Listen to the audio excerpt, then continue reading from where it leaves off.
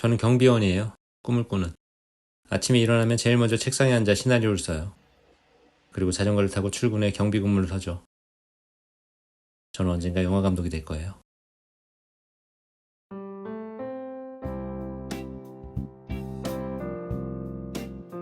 행복은 손에 쥔 모래와 같아서 잡았나 싶다가도 꼭 쥐고 있지 않으면 스르르 빠져나가 버린다. 여자친구 없이 지낸 지 2년이 다 돼가요. 그동안 혼자 참 많은 곳을 다녔어요. 먹으러도 다니고 보러도 다니고. 이렇게 혼자 싸돌아다니는 건 저를 위해서이기도 하지만 언젠가 만나게 될 여자친구를 위해서이기도 하죠. 지형정찰이라고나 할까? 얼마 전에 요즘 화제의 요리 프로그램 흑백요리사에 출연한 셰프의 맛집에 다녀왔어요. 카페에서 한참 시나리오를 쓰다가 맛있는 요리가 먹고 싶어서 적고 나왔죠. 최강록 셰프님 식당을 가려고 봤는데 3주째 예약이 차 있더라고요. 미용실이야 뭐야? 다른 식당을 갈까 생각도 해봤지만 굳이 최강록 형아의 요리를 먹고 싶었어요. 그래서 셰프님이 전에 일하던 식당 136길 육미에 갔어요. 2년 전에 갔다가 반했던 곳이죠. 강남구청에 내려서 10분 정도 걸었어요. 그런데 기분이 이상했어요. 낯익은 길, 낯익은 가게. 가게에 도착했을 때 기억이 선명해졌어요. 아 맞아, 여기 거기였지. 2년 전에도 똑같이 당했는데 또 당하다니. 눈에 보이는 골목은 9년 전 20대 때 만난 여자친구와 헤어진 곳이었어요. 가게 안으로 들어가니까 커플로 보이는 두 쌍이 보였고 혼자 식사를 하는 여성 한 분이 보였어요. 저도 구석으로 가서 메뉴를 보며 조용히 미식을 맞을 준비를 했죠. 최강록 셰프님은 요리 오디션 프로그램이었던 마스터셰프 코리아2에서 우승을 한 뒤에 이 식당을 운영하셨다고 해요. 우승할 당시에 선보인 메밀김밥이 여전히 가게의 간판 메뉴였어요. 그걸 주문했어요. 조용한 가게에는 커플 모임의 여성분 목소리만 들렸어요. 야, 노래방 가 안 가? 콜? 메밀김밥을 기다리면서 잠깐 옛 생각이 잠겼어요. 헤어진 여자친구와는 20대 후반에 만났어요. 당시 여자친구는 간호사였고 저는 군대에 있었어요. 서로 교대 근무하느라 자주 만날 수 없었지만 야간에 짬을 내서 영상통화를 할 때면 깨가 쏟아졌어요. 어느 날 저는 꿈을 발표했어요. 나 나가면 영화감독 할 거야. 진짜? 우와 멋있다. 그럼 나 영화감독 여자친구 되는 거야? 뭐 그렇다고 볼 수 있지. 그 뒤로 일이 끝나면 숙소에 돌아가 시나리오를 썼어요. 통화하는 시간이 줄자 여자친구는 볼멘 소리를 했지만 만나면 또 죽고 못 살았어요. 문제는 진로였어요. 저녁 후 막 30대가 된 저는 새로운 직장을 잡아야 했는데 영화감독이 되려면 먼저 시나리오 작가로 데뷔를 해야 했어요. 시나리오 작가는 그렇게 만만한 직업이 아니었죠. 만나는 작가마다 읽어본 작법서마다 공통적으로 얘기하는 건 이거였어요. 작가는 자기 삶을 포기해야 한다. 정말로 관객의 마음을 울리는 이야기를 쓰려면 가족, 연인, 친구들과의 시간을 희생해야 한다고 했죠. 일리 있는 말이에요. 그래서 저도 모든 시간과 노력을 시나리오에 올인했어요. 20대 여자친구와 사귀면서 야 이게 남자친구냐? 나 혼자 두고 여행 간다잖아. 아 여행이 아니라 일이라니까. 됐어 재밌게 놀다 와. 아유 진짜 재밌겠다. 커플 모임의 여성분은 남자친구를 궁지에 몰고 있었어요. 남자친구는 입을 닫고 머리를 긁었어요. 메밀김밥이 나왔어요. 기본 찬을 먹었을 때도 눈이 커졌기 때문에 기대감이 고조됐어요. 한 입에 넣은 메밀김밥은 눈이 튀어나오는 맛이었어요. 강래원 셰프님이 최강록 도전자의 요리를 먹고 쳐다본 것처럼 주방의 셰프님을 쳐다봤어요.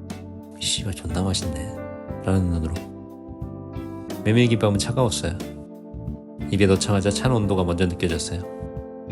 부드러운 메밀면과 계란, 아보카도가 어우러져서 입천장으로도 눌러 먹을 수 있는 고운 음식이었어요.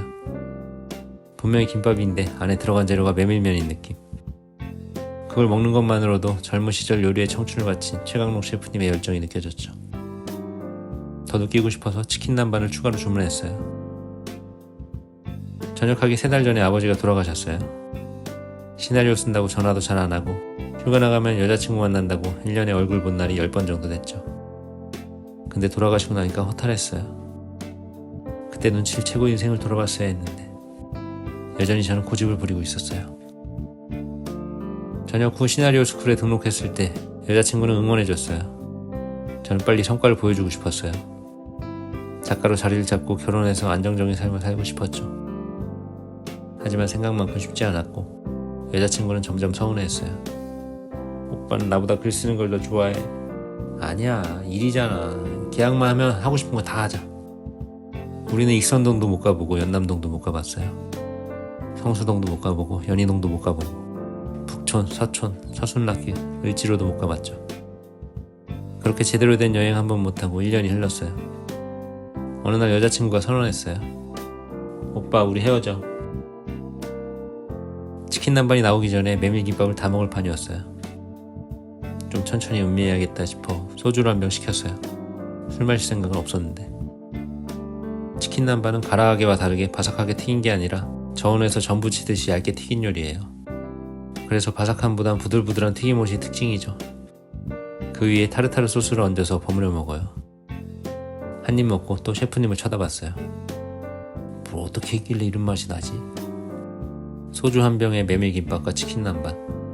최고의 저녁이었어요. 친구한테 카톡이 왔어요. 하우, 쉬는 날인데 또 혼자 어디가 또? 이별 통보를 듣고 정신이 번쩍 들었어요.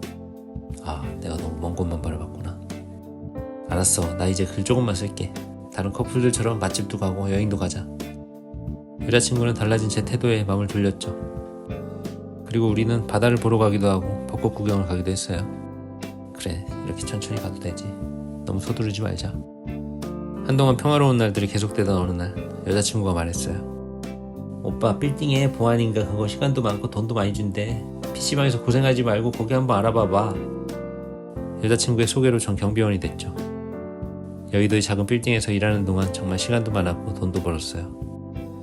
그렇게 천천히 저는 고집을 내려놨어요. 노래방 갈 거냐고 안 갈 거냐고. 커플 모임의 여성분은 흥이 많이 오른 것 같았어요.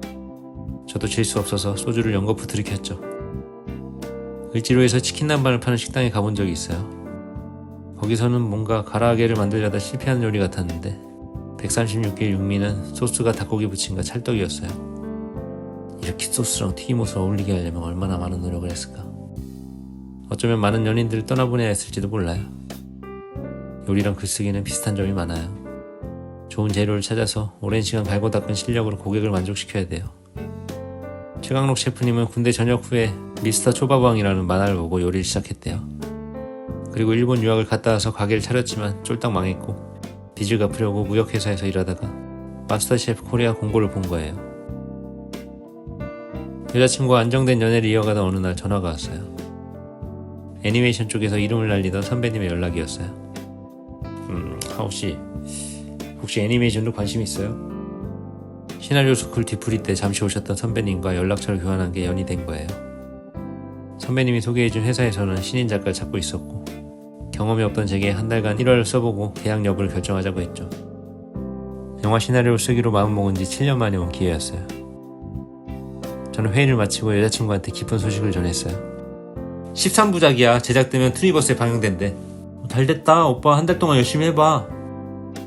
여자친구는 자기 신경 쓰지 말고 계약에 매진하라고 했고 저는 하루에 4시간씩 자면서 밥 먹는 시간과 일하는 시간 외에는 시나리오만 썼어요. 데이트는 주말에 한 번뿐이었죠. 한 달이 지났어요. 완성된 대본을 들고 계약을 결정하는 회의에 참석했어요. 저는 한쪽 눈이 충혈돼서 늑대인간 같았고 오른쪽 어깨는 통증으로 가방을 멜 수도 없었어요. 스토리 슈퍼바이저인 선배님과 제작사 대표, 프로듀서님이 제 앞에 앉았어요. 그분들은 속을 알 수가 없었어요. 뭐야, 된 거야 안 된 거야? 한참 고민하던 대표님이 말했어요. 한 달만 더 해봅시다. 씨발. 전 여자친구에게 소식을 알렸고 여자친구는 또 흔쾌히 집중하라고 배려를 해줬어요. 그 한 달이 얼마나 힘들었는지는 말로 설명할 수가 없어요. 어느 날 꿈을 꿨어요. 두 번째 대본을 검토받으려고 참석한 회의에 엄마와 친구들, 여자친구, 동네 꼬마들이 참석해 있었어요. 저는 몰골이 맛이 가 있었고 대표님과 참석자들은 대본을 읽고 있었죠. 근데 꼬마들이 갑자기 떠들기 시작했어요. 그분들은 표정이 굳어졌고 애들 난동은 점점 심해졌어요.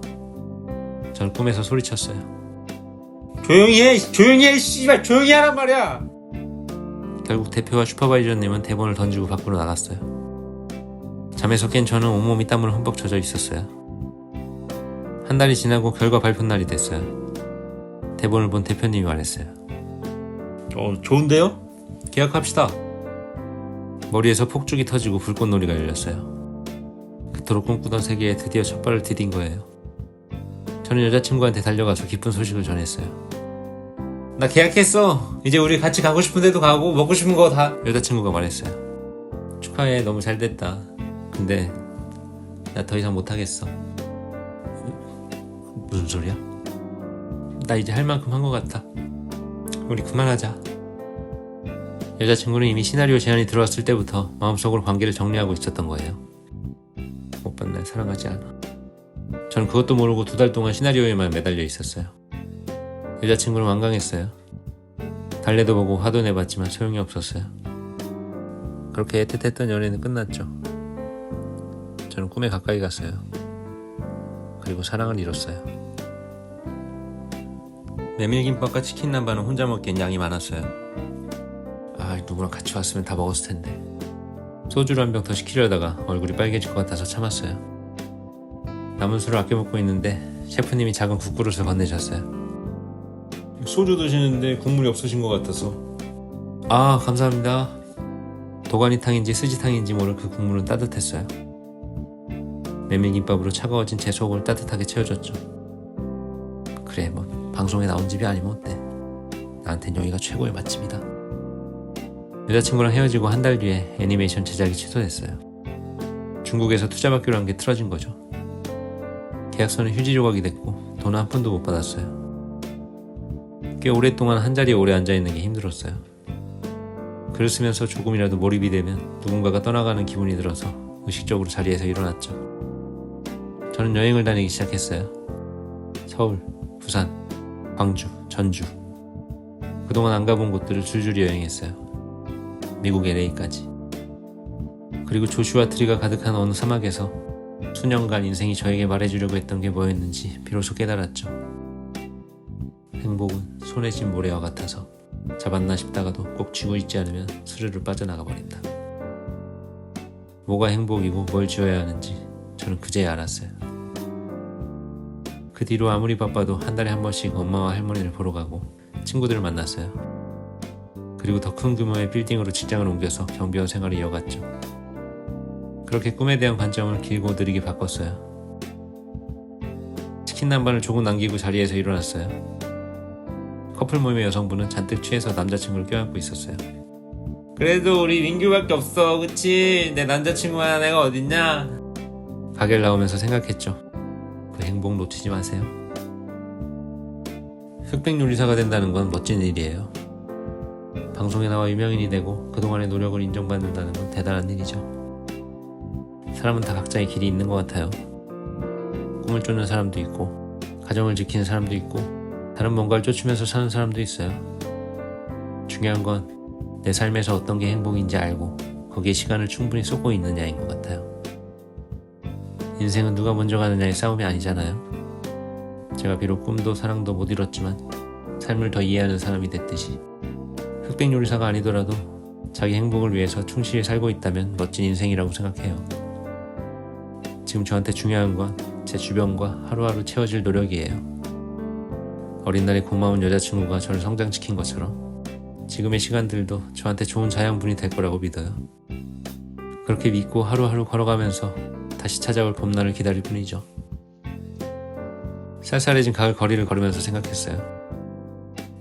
트리트먼트랑 디테일까지 나왔으니까 올해 안에 시나리오 뽑아야겠다. 빨리 뽑고 소설로 넘어가야지. 근데 이번 주말에 어디 가지? 어디 좀 오뎅 기가 막히게 하는 데 없나? 거리에는 차가운 가을바람이 저를 휘감고 있었어요.